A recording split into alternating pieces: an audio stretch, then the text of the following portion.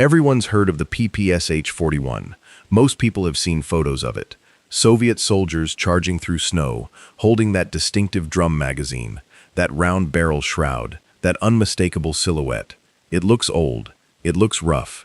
It looks like something a factory worker threw together during a lunch break. And honestly, that's not entirely wrong. But here's what most people don't know. German soldiers, elite Wehrmacht troops, men who had been issued one of the most refined and carefully engineered submachine guns of the Second World War, were picking PP-41s up off the ground and refusing to put them down. They were abandoning their MP40s, turning in their own weapons. Some were even getting captured Soviet guns rechambered just so they could keep using them. And not because they had no choice, because they wanted to. Because in the chaos and brutality of the Eastern Front, something happened that the German High Command hadn't planned for and couldn't quite explain. A weapon that looked primitive, that was built in a Soviet factory running on fumes and desperation, was outperforming one of the most respected submachine guns in modern military history in almost every way that actually mattered. If you want to understand why that happened and why this story matters far beyond World War II, you need to understand what these two weapons actually were, where they came from, and what they were built to do. And you need to understand the environment they were tested in. Because the Eastern Front didn't care about engineering philosophy. It didn't care about precision tolerances or elegant design. It cared about one thing: would the gun fire when you needed it to? Stick with this one. What you're about to hear is the real story of a weapon that refused to be underestimated. And if you want more deep dives like this, make sure you subscribe right now, because we cover the guns, the decisions, and the moments that actually shaped history, not just the surface-level version you've already heard 100 times. Let's go back to 1940. The Soviet Union is in a crisis it's trying not to show. The Winter War against Finland had just ended, and while the Soviets technically won, the cost was humiliating. They outnumbered Finland by a massive margin in every category imaginable: troops, tanks, aircraft, artillery, and yet they suffered catastrophic casualties. The Red Army's performance shocked the world, including Adolf Hitler, who looked at what happened and concluded that the Soviet military was a paper tiger. But within the Soviet military establishment, a different conversation was happening, a reckoning. One of the things that stood out from the Finnish conflict was how devastatingly effective the Finnish submachine guns had been. The Finns used the KP-31, a weapon known as the Suomi, and in the close quarters, winter forest fighting that dominated that conflict, it tore through Soviet formations. Finnish soldiers armed with fast-firing, compact automatic weapons were holding off far larger Soviet units. The lesson was painful and obvious. The Red Army needed a better submachine gun, and it needed it fast. Enter Georgy Semyonovich Shpagin. Shpagin was not a formally trained engineer in the traditional academic sense. He was a craftsman who had come up through the ranks of Soviet weapons design, a practical man with a practical mind. He had worked under Vasily Degtyaryov, one of the Soviet Union's most prominent firearms designers. He understood manufacturing. He understood what it meant to produce weapons at scale under difficult conditions. And when he sat down to design what would become the PPSh-41, he wasn't thinking about elegance. He was thinking about output. The Soviet Union needed to arm millions of soldiers. It needed a weapon that could be produced in enormous numbers by workers who weren't weapons specialists, using machinery that wasn't precision tooling, in factories that might be moved, bombed, frozen, or disrupted at any moment. It needed a weapon that any conscripted soldier from any background could pick up and figure out quickly. It needed a weapon that would work in Russian winter conditions, temperatures that dropped to -40, where metal became brittle and lubricants turned to gel. Shpagin's answer to all of these requirements was the PPSh-41. And everything about its design reflected those priorities. The receiver was made from stamped sheet metal, not machined from a solid block. This was a deliberate choice. Stamped metal parts could be produced faster, cheaper, and with less specialized equipment than precision machined components. The barrel was relatively simple to manufacture, and the design allowed Soviet factories to produce it in large batches with interchangeable parts. The famous drum magazine, which held 71 rounds of 7.62 by 25 mm Tokarev ammunition, was not a new invention. Shpagin borrowed the concept from the Suomi KP-31, the same Finnish weapon that had impressed Soviet observers during the Winter War. There was also a 35-round box magazine available, which was actually more reliable and easier to produce, though the drum became the iconic image most people associate with the weapon. The firing mechanism was simple and robust. The PPSh-41 operated on an open-bolt, blowback system, which is about as mechanically uncomplicated as you can get in an automatic weapon. There are fewer parts to fail, fewer tolerances to maintain, and fewer ways for the system to break down under field conditions. The barrel shroud, that distinctive perforated tube that encases much of the barrel, served a practical purpose. It acted as a rudimentary compensator, using gas venting to help control muzzle rise during automatic fire. It also protected the shooter from burning their hands on a hot barrel during sustained fire. But perhaps most importantly, it helped the PPSh-41 survive in brutal conditions. The design allowed dirt, debris, and moisture to pass through or be cleared more easily than weapons, with tighter tolerances that could seize up when contaminated. The rate of fire was extraordinary. The PPSh-41 cycled at somewhere between 700 and 900 rounds per minute, depending on the specific version and condition of the weapon. Some examples went even higher.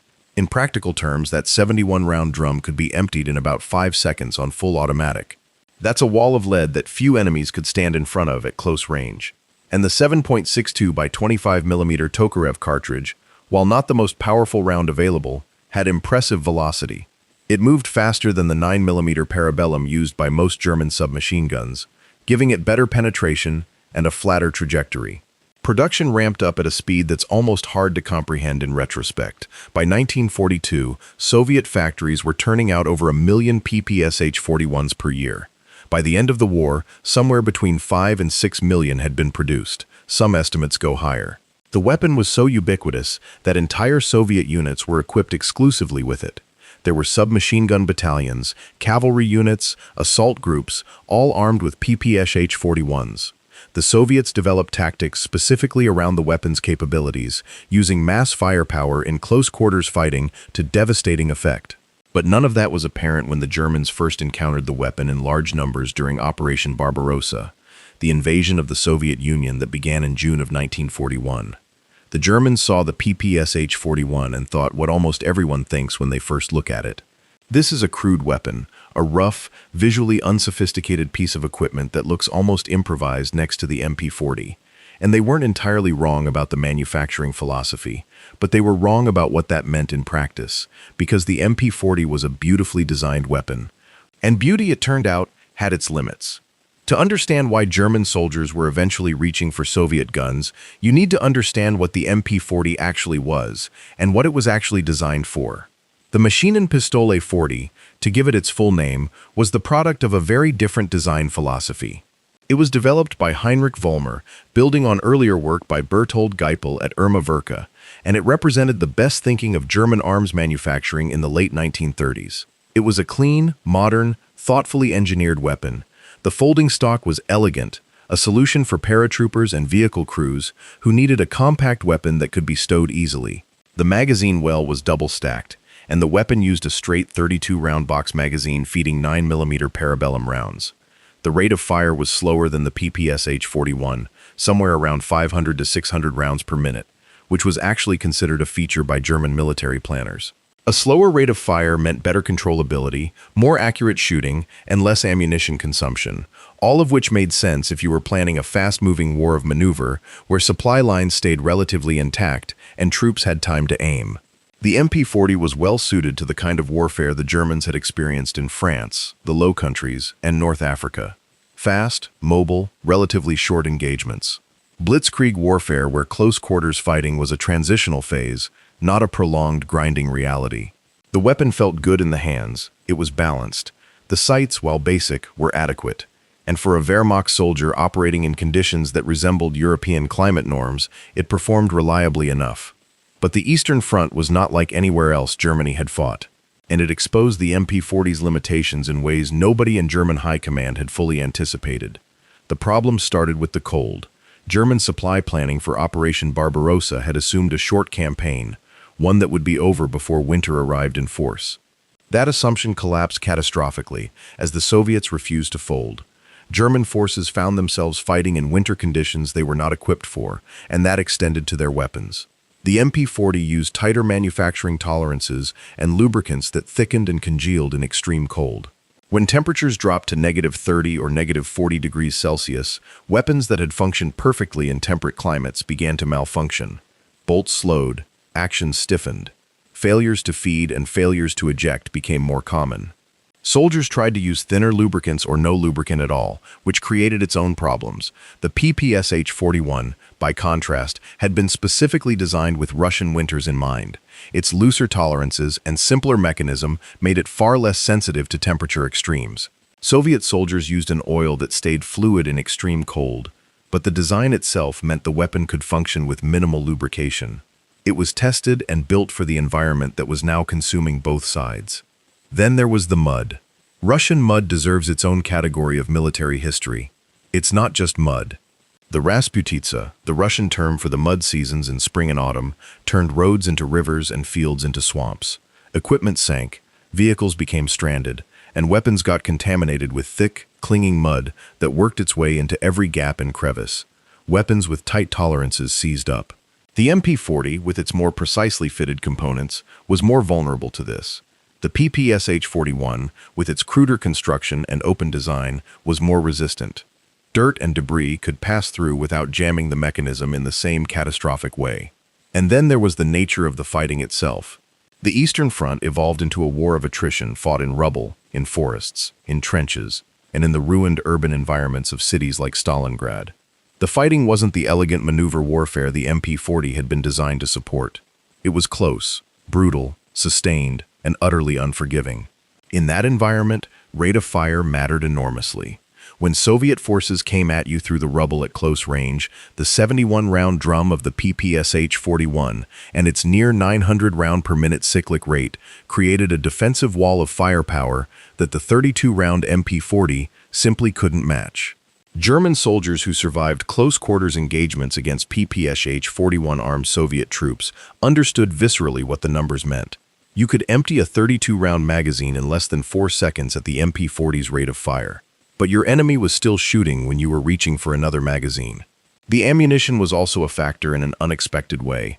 The 7.62 by 25 mm Tokarev round used by the PPSh-41 was available in enormous quantities on the Eastern Front, for obvious reasons.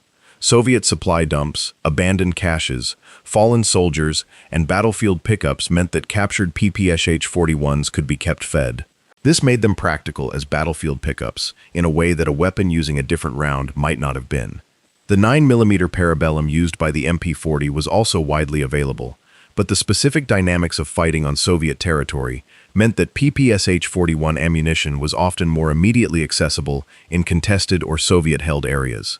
German soldiers didn't need a manual to figure this out. It was survival logic. You used what was available and what worked. And increasingly, what worked best in the conditions they were actually fighting in was the PPSh-41. This phenomenon started early in the Eastern Front campaign. German soldiers were picking up PPSh-41s as individual trophies or practical replacements. By 1942, it had become widespread enough to be officially noticed. The German military actually began to formalize what was already happening on the ground. They introduced an official designation for captured PPSh-41s brought into German service.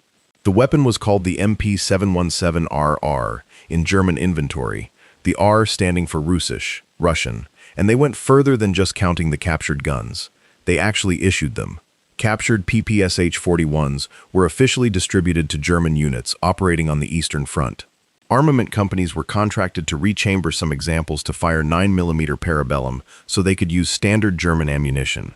Special adapters were produced to allow the use of standard German magazines in PPSh-41 receivers, though these conversions were often less reliable than the original.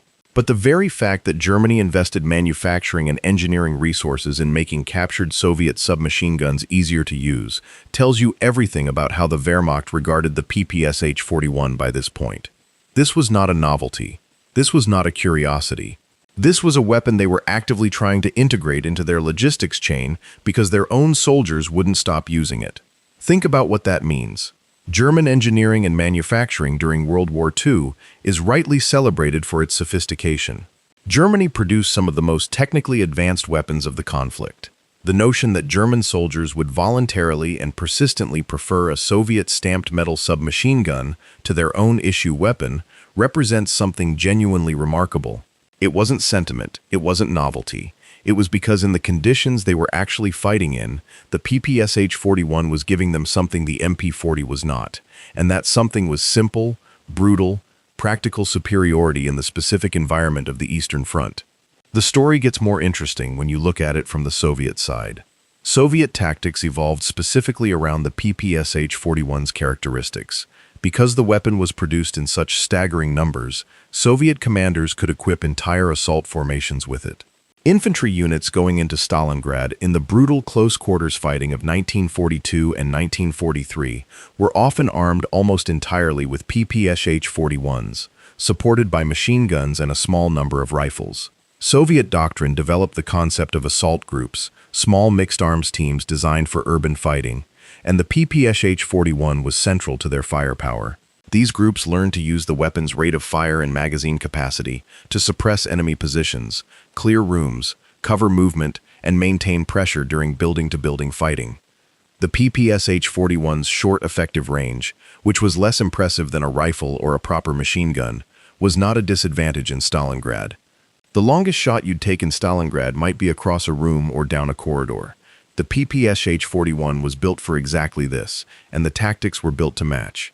Meanwhile, German forces operating in the same environment found their longer-range, precision-oriented weapons increasingly unsuited to the fight. The bolt-action Kar 98K, the standard German infantry rifle, was a beautiful weapon with excellent accuracy. In Stalingrad, it was often a liability. Too long for corridors, too slow to fire for room clearing, too dependent on aimed shots in a fight that was often decided by who put the most rounds downrange in the shortest time. German officers began recommending that their troops arm themselves with captured Soviet weapons, specifically for urban fighting. The PPSh-41 and the captured Soviet SVT-40 were both commonly mentioned in German after-action reports as preferred weapons for specific tactical situations. This was not a small or marginal acknowledgement. It appeared in official military assessments, in unit commanders' reports, in logistical requests that specifically asked for captured Soviet submachine guns to be distributed to frontline troops. The German military was not in the habit of admitting that enemy weapons were superior. The fact that these reports existed and were acted upon says more than any individual anecdote could. But let's get specific about the technical comparison, because it's worth going through in detail. The PPSh-41 had a rate of fire of roughly 700 to 900 rounds per minute. The MP40 had a rate of fire of roughly 500 to 600 rounds per minute. In practical terms, this meant that a soldier firing the PPSh-41 on automatic was generating almost twice the volume of fire of a soldier firing the MP40. In close-quarters combat, where the engagement lasts seconds, not minutes, that difference is enormous. The PPSh-41's drum magazine held 71 rounds. The MP40's magazine held 32. This meant a PPSh-41 gunner had more than twice the capacity before needing to reload, and reloading the MP40's box magazine under fire was already a somewhat awkward process. The drum, while bulkier and heavier, gave the PPSh-41 gunner a sustained fire capability that the MP40 simply could not match without multiple magazine changes. The 7.62 by 25 mm Tokarev round, fired by the PPSh-41, had a muzzle velocity of roughly 488 meters per second from the PPSh-41's barrel. The 9 mm Parabellum from the MP40 had a muzzle velocity of roughly 375 to 400 meters per second. This higher velocity gave the Tokarev round better penetration, particularly against light cover, walls, wood, and early body armor. In the rubble-filled, cover-rich environments of Stalingrad, this mattered. The MP40 was undeniably more accurate than the PPSh-41 at range. Its slower rate of fire made it more controllable, and its sights were better designed for aimed fire. But this advantage was almost irrelevant in the close-quarters urban combat that dominated the Eastern Front's most brutal phases. Beyond 100 to 150 meters, neither weapon was particularly effective, and most Eastern Front combat didn't happen at those ranges, in the environments where the PPSh-41's dominance was most apparent. The PPSh-41 weighed about 3.5 kilograms unloaded. The MP40 weighed about 4 kilograms unloaded. Both were in the same general category, though with a loaded drum, the PPSh-41 became considerably heavier. The MP40 was generally considered to have a more ergonomic design, and its folding stock was genuinely useful for certain roles. But ergonomic design is only an advantage if everything else is equal. In the specific conditions of the Eastern Front, the PPSh-41's functional advantages outweighed the MP40's ergonomic ones. the durability comparison is perhaps the most important and the most stark. The PPSh-41, with its looser tolerances and simpler design, was dramatically more tolerant of dirt, mud, and cold. It could function in conditions where the MP40 became unreliable or inoperable. In laboratory conditions, in clean testing environments, the MP40 might perform comparably or even better. In the conditions that actually existed on the Eastern Front, the performance gap was dramatic, and it went the wrong way for the Germans. It's also worth addressing something that often comes up in discussions of the PPSh-41, and that's the drum magazine reliability. The drum magazine was not always reliable. In fact, it had a reputation for feeding problems if not properly loaded or if damaged. Soviet soldiers and, later, German soldiers who used captured weapons learned to be careful about how they loaded and handled the drum. Many experienced soldiers actually preferred the 35-round box magazine for reliability, despite its lower capacity. But even with the box magazine, the PPSh-41 was still faster firing than the MP40 and comparable in capacity. The weapon's reputation and its actual combat performance were built on more than just the drum. The rate of fire, the reliability in cold and dirty conditions, and the sheer availability of the weapon all contributed to making it dominant in its intended environment. There's a fascinating parallel here with later military history that's worth exploring. The PPSh-41 story anticipates debates that would recur throughout the 20th century and beyond about what a military weapon actually needs to do. The idea that a simpler, more robust weapon, built to tolerate real-world conditions, will outperform a more sophisticated, but more fragile one in actual combat, has come up again and again. The AK-47, which came after the PPSh-41 and shares some of its design DNA in terms of manufacturing approach, is the most famous example. Mikhail Kalashnikov, who designed the AK-47, was working within a tradition of Soviet weapons design that the PPSh-41 exemplified. Build it simple. Build it tough. Build it in huge numbers. Make it work in conditions that would break more delicate instruments. The contrast with the German approach, which tended toward more precise engineering, tighter tolerances, and more sophisticated designs, runs throughout the war's weapons history and is not simply a story of German superiority. In many specific contexts, and certainly on the Eastern Front in winter and urban combat, the Soviet approach produced weapons that were more effective precisely because they were less refined. This is a counterintuitive lesson that takes a long time for military establishments to absorb. There is an assumption in most engineering cultures that more precision means better performance. And in many engineering contexts that's true, but in weapons designed for combat, particularly infantry weapons that will be used in mud, snow, rain, heat, and chaos, by soldiers who may be exhausted, wounded, poorly trained, or operating under extreme stress, robustness and reliability are worth more than precision. The PPSh-41 understood this. Its designers understood it because they had no choice but to understand it. They were building weapons for a war they were fighting with their backs against the wall, and they couldn't afford to build weapons that would fail in Russian winter. That constraint produced something remarkable. By 1943, the situation on the Eastern Front was changing. The Battle of Stalingrad had ended in a devastating German defeat. The Red Army was becoming increasingly aggressive and better equipped. Soviet factories, many of which had been relocated east of the Ural Mountains to keep them out of German reach, were producing weapons in quantities that simply exceeded anything Germany could match. PPSh-41 production reached staggering levels. The weapon was everywhere. New Soviet soldiers were being issued PPSh-41s practically from the first week of their service. The Soviet military was deploying entire battalions where almost every infantryman carried one. The tactical implications of this were profound. When a Soviet assault wave came at a German defensive position, it wasn't just numerically superior. It was generating more automatic fire per soldier than the Germans could answer. A German squad with a mix of Kar 98K rifles and 1 or 2 MP40s was facing opponents where a much larger proportion of the attackers were putting out automatic fire. The volume differential was massive. German defensive positions that might have held against rifle-armed attackers were overwhelmed by the sheer density of automatic fire from PPSh-41 armed assault formations. This firepower asymmetry contributed to the Soviet Army's growing offensive capability through 1943 and 1944. The PPSh-41 wasn't the only reason the Soviets began winning, obviously. Improved Soviet tactics, better officer training, superior logistics, Allied support through Lend-Lease, and fundamental failures in German strategic planning all played their parts. But the weapon was not a minor factor either. It shaped the tactical reality on the ground in ways that military historians have sometimes underestimated. Meanwhile, German units that had been equipped with captured PPSh-41s continued to use them. The weapon had found its way into German hands at every level, from individual soldiers picking them up off the battlefield to official distribution from Wehrmacht quartermaster stores. German soldiers wrote home about it. Officers mentioned it in reports.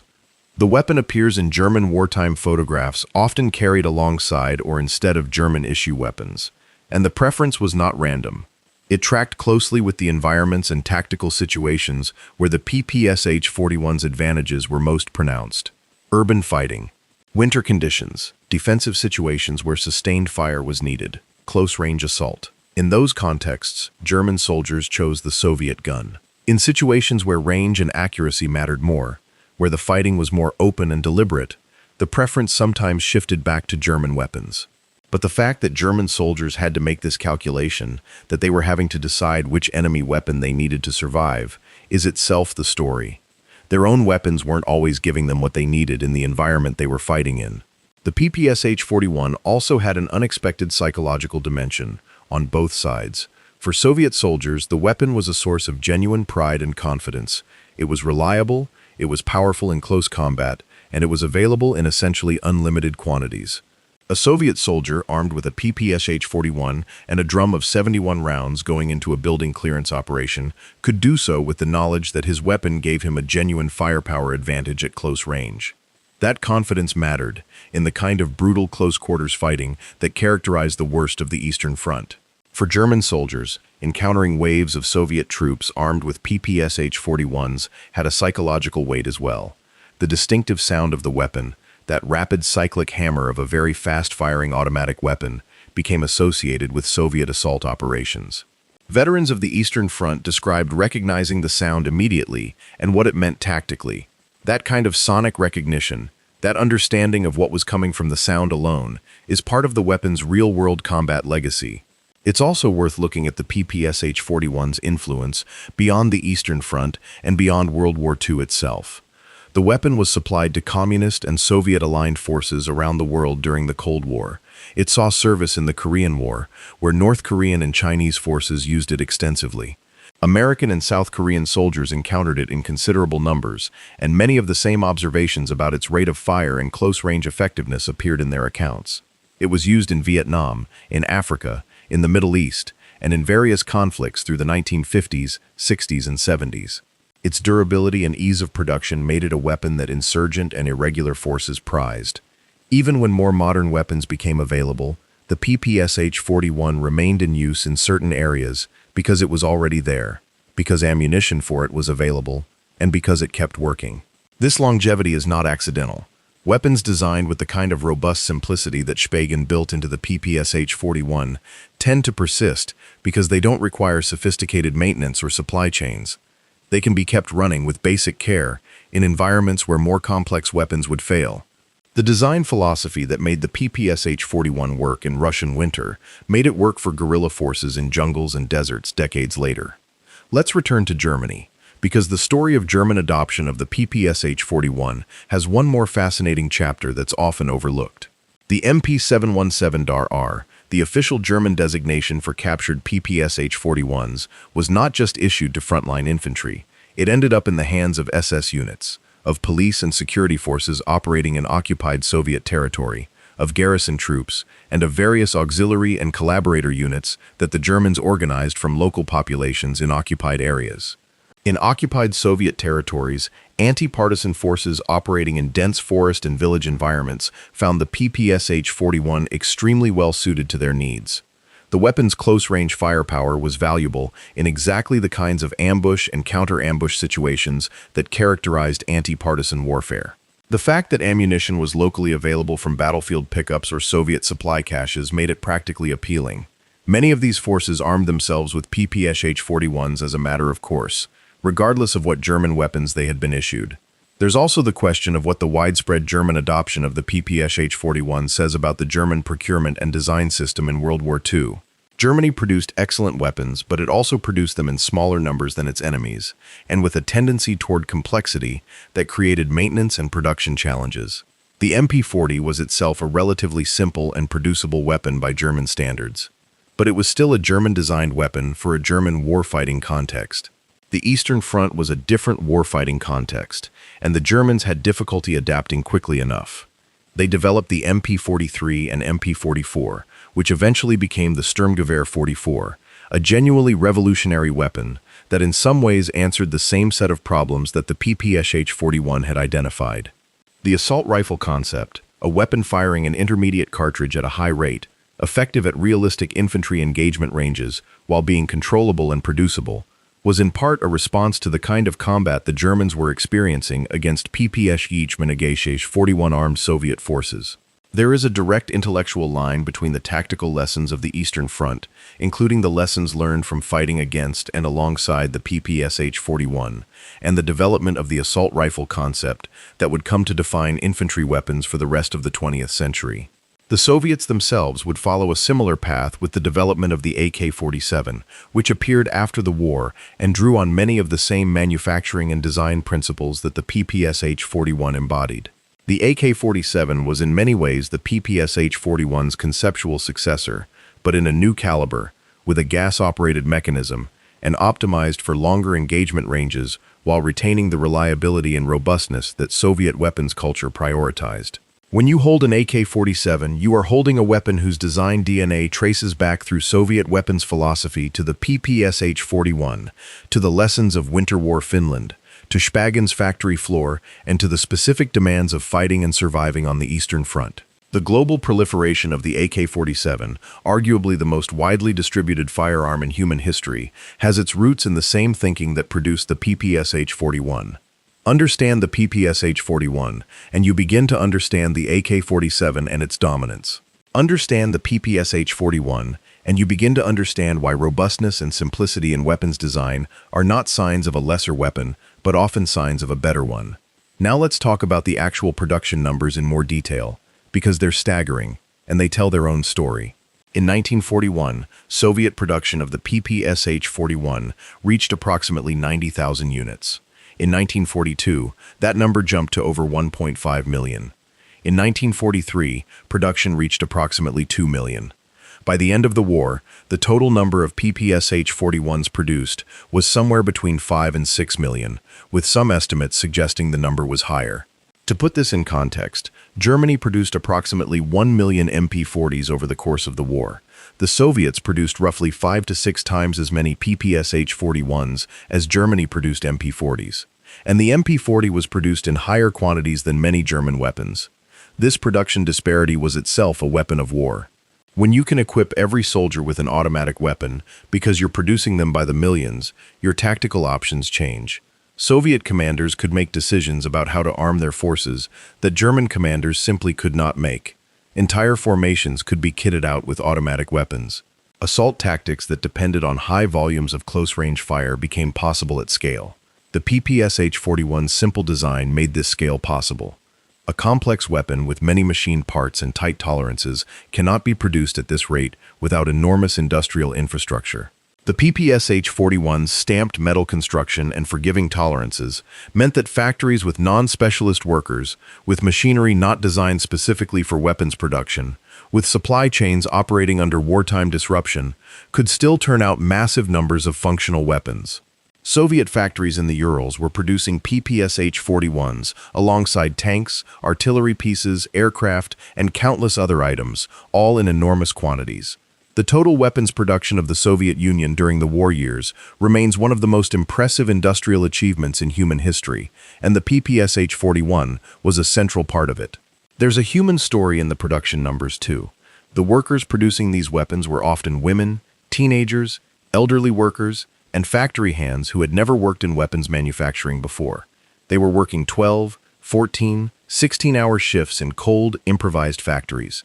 They were producing weapons that their sons, husbands, and fathers were using to survive. The PPSh-41's design made it possible for these workers to produce an effective weapon without the kind of precision tooling and specialist knowledge that more complex designs would have required. Schachbagen's genius was partly a genius for understanding people and logistics as much as it was a genius for engineering.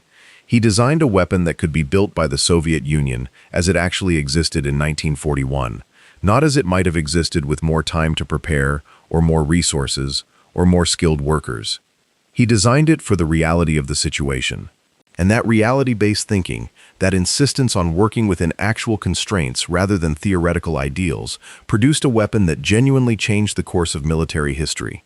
It's worth spending some time on the specific experience of German soldiers with the PPSh-41, drawing on the accounts and memoirs that survive. Because the individual experience of these men adds texture to the statistical and tactical story. German infantry veterans of the Eastern Front, who wrote memoirs or gave oral history accounts, fairly consistently describe the PPSh-41 in respectful, sometimes odd terms. The sound of it is often the first thing they mention. A distinctive, almost mechanical clatter, faster than most weapons they were accustomed to hearing. Veterans describe learning to distinguish it by sound and what that sound meant in tactical terms. When you heard that sound close and getting closer, you knew what was coming. Some accounts describe the moment of deciding to pick one up. Often it was pragmatic. A German soldier in a defensive position, running low on ammunition, with a weapon that was malfunctioning in the cold, found a dead Soviet soldier with a PPSh-41 and a full drum. The calculation took about half a second. The weapon was picked up, and in many cases, it was not put back down afterward. Other accounts describe more deliberate preference.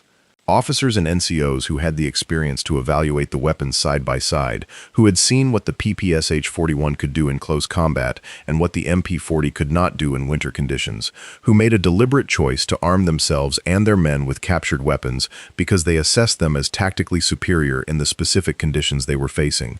One recurring theme in these accounts is the rate of fire. Again and again, soldiers who used the PPSh-41 mentioned the rate of fire as the defining characteristic.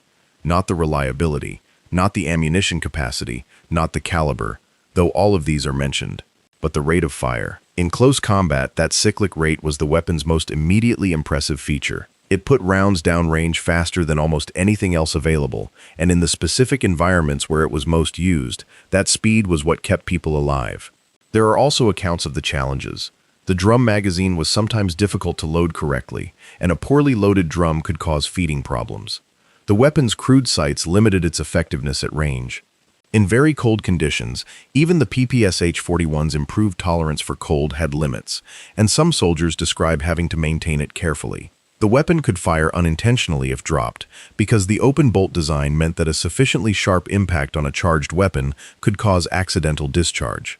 This was a genuine safety issue that soldiers learned to manage by keeping the bolt forward when not in action, though this then required chambering a round before firing. These were real limitations, but they were limitations that soldiers apparently found acceptable given the weapon's advantages. The trade-offs of the PPSh-41 were trade-offs that made sense for the environment. A slightly awkward drum, a short effective range, a crude sight picture were all tolerable if the weapon fired 800 rounds a minute in minus 30 degrees Celsius and kept working when your MP40 had seized up from the cold. After the war, the lessons of the PPSh-41 were absorbed differently by different armies and different weapons designers.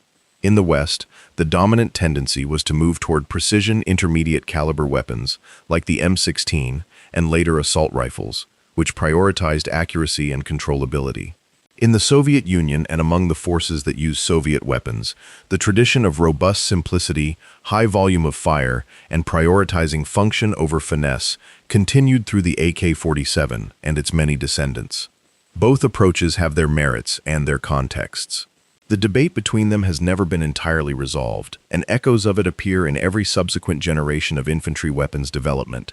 But what the PPSh-41's story demonstrates conclusively is that the equation between sophistication and effectiveness is not simple or straightforward. A weapon that looks crude, that was built quickly and cheaply by non-specialist workers in improvised factories, can outperform a weapon that represents the finest engineering tradition of one of the world's most technically advanced nations, if it was designed for the right problem. The right problem in 1941 and 1942 was not a theoretical one. It was the Eastern Front. It was Russian winter at -40 degrees. It was the mud of the Rasputitsa. It was Stalingrad. It was a war fought at ranges of 10 meters or less in ruined buildings.